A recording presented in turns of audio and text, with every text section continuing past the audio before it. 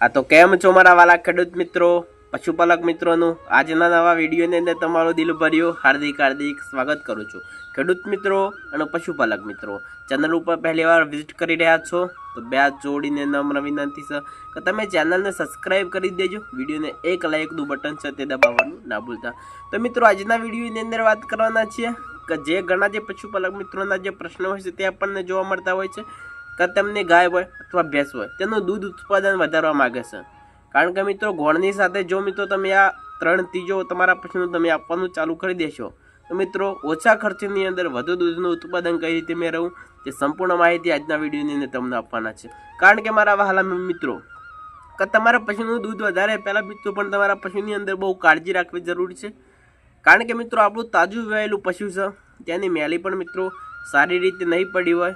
ત્યાર પછી મિત્રો આવા ઘણા જે પશુપાલકના અંદર પ્રશ્નો આપણને જોવા મળતા હોય છે કે તેમના પશુની અંદર જો પેટની અંદર તમારા પશુની અંદર મેલી હશે તો તેના લીધે પણ આપણું પશુ દૂધ છે તે સારી માત્રાની અંદર નથી વધારી શકતું।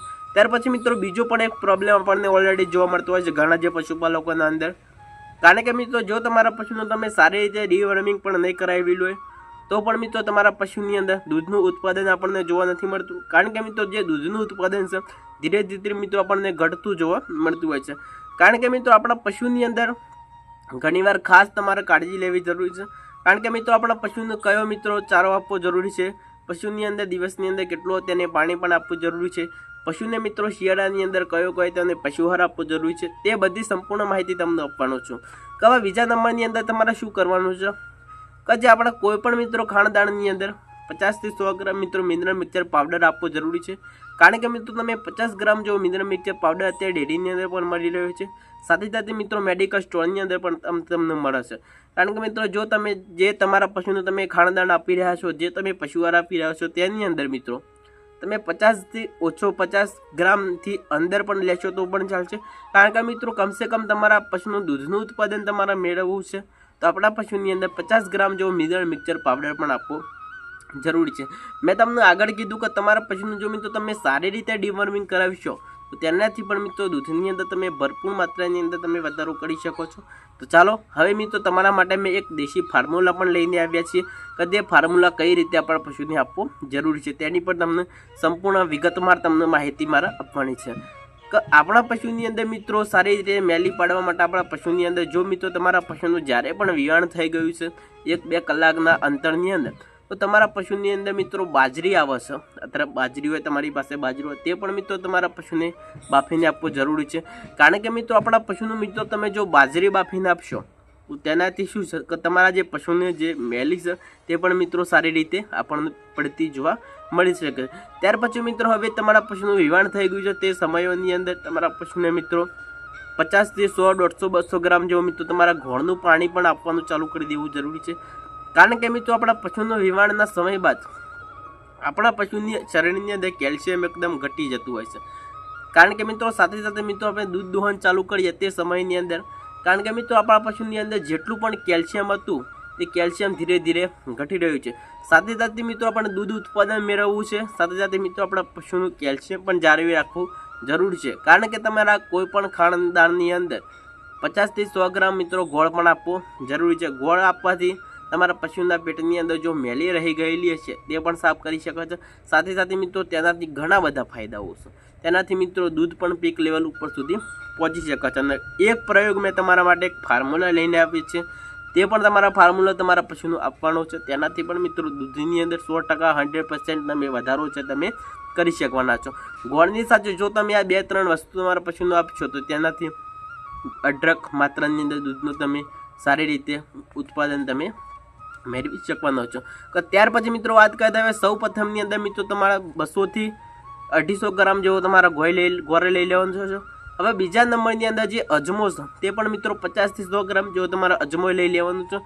હવે ત્રીજા નંબરની અંદર શું છે તે મિત્રો 100 થી 150 ગ્રામ જેવી તમારે મેથી લઈ લેવાનું છે। કારણ કે મિત્રો તમારા ગોળના નાના ટુકડા કરી દેવાના। ત્યાર પછી મિત્રો હવે તમારા જે અજમો છે તે અજમાનો મિત્રો બારીક છે તમારે પાવડર કરી દેવાનો છે। તમારે કોઈ દિવસ પણ મિત્રો આખો પાવડર આપવો નહીં, કારણ કે મિત્રો તમે અજમાનો તમારા પાવડર તૈયાર કરી લેવાનો છે। હવે મેથીનો પણ મિત્રો તમારા પાવડર પેસ્ટ તૈયાર કરી લેવાનો છે। કારણ કે મિત્રો જો તમારા પશુને તમે કોઈ પણ મિત્રો ખાણદાન તમારા પશુને તમે બાફીને આપો છો, ડાયરેક્ટલી આપો છો, તો પણ તમે બે રીતે આપી શકો છો. કારણ કે મિત્રો જે તમારા પશુને તમે પશુઆહાર આપી રહ્યા છો ત્યાંની અંદર મિત્રો તમે મિક્સ કરી પણ આપી શકો છો. જે તમારા પશુ માટે મિત્રો તમે બાફેલો જે પશુઆહાર આપી રહ્યા છો, કોઈ પણ આપી રહ્યા છો, ત્યાંની અંદર પણ મિત્રો મિક્સ કરીને તમે આપવાનું ચાલુ કરીશો તો તેનાથી મિત્રો ધીરે ધીરે દૂધની અંદર 100% અને 100% તમે વધારો કરી શકો છો. કારણ કે મિત્રો ગોળ છે મિત્રો તમારે 250 ગ્રામ જેવો લેવાનો રહેશે.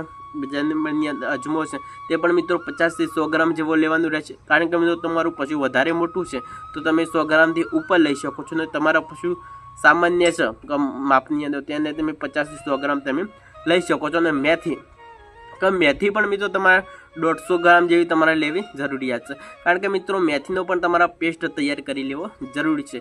કારણ કે મિત્રો મેથીની અંદર ઘણા બધા વિટામિન રહેલા છે. મેથી જો તમારા પશુનું તમે પેસ્ટ કરીને તમારા આપવાનું ચાલુ કરી દેશો તેનાથી અઢળક ફાયદાઓ છે. કારણ કે મિત્રો જો તમારા પશુની અંદર નબળાઈ રહેતી હોય, તમારા પશુ જલ્દીથી દૂધ ન ઉતારતું હોય, તમારા પશુના શરીર ઉપર તમે ચમક લાવવા માગો છો, તમારા પશુની મિત્રો સારી રીતે તેની સંભાળ રાખવા માગો છો, તો મેથીની અંદર ઘણા બધા ફાયદાઓ રહેલા છે. મેથીની અંદર એવા જે ગુણકાર ફાયદાઓ છે. કારણ કે મિત્રો જો તેના જે બધા પ્રશ્નો તમને આપવા બેસું તો બહુ વિડીયો લાંબો થઈ શકે છે. કારણ કે મિત્રો ગોળ અને મેથીની અજમાની અંદર તો ઘણા બધા લાભદાયક ફળ રહેલા છે. કારણ કે મિત્રો ગોળ ખવડાવવાથી પણ મિત્રો પશુનું સારી રીતે કેલ્શિયમ જળવાઈ રહે છે. પશુની અંદર ગોળ ખવડાવવાથી દૂધ પીક લેવલ ઉપર આવી શકે છે. ધીરે ધીરે આપણા પશુની પેટની અંદર જો મેલી હશે તો તે પણ મિત્રો ગોળ છે તે સાફ કરવાની અંદર આપણને લાભદાયક ફળ છે તે મળતું હોય છે. ત્યાર પછી મિત્રો વાત કરીએ તો ભાઈ શિયાળાની અંદર શું છે કે તમારા પશુની મિત્રો સામાન્ય વાતાવરણની અંદર રાખવું જરૂરી છે. કારણ કે મિત્રો આપણા પશુને શિયાળાની અંદર શું છે સામાન્ય મિત્રો ઠંડુ પાણી ઓછું ભાવતું હોય છે, તો તેના લીધે તમારા પશુનું શું છે સામાન્ય મિત્રો ગરમવાળું પાણી પણ આપવું જરૂરી છે. તો ચાલો આજના વિડીયોની અંદર બસ આટલું જ.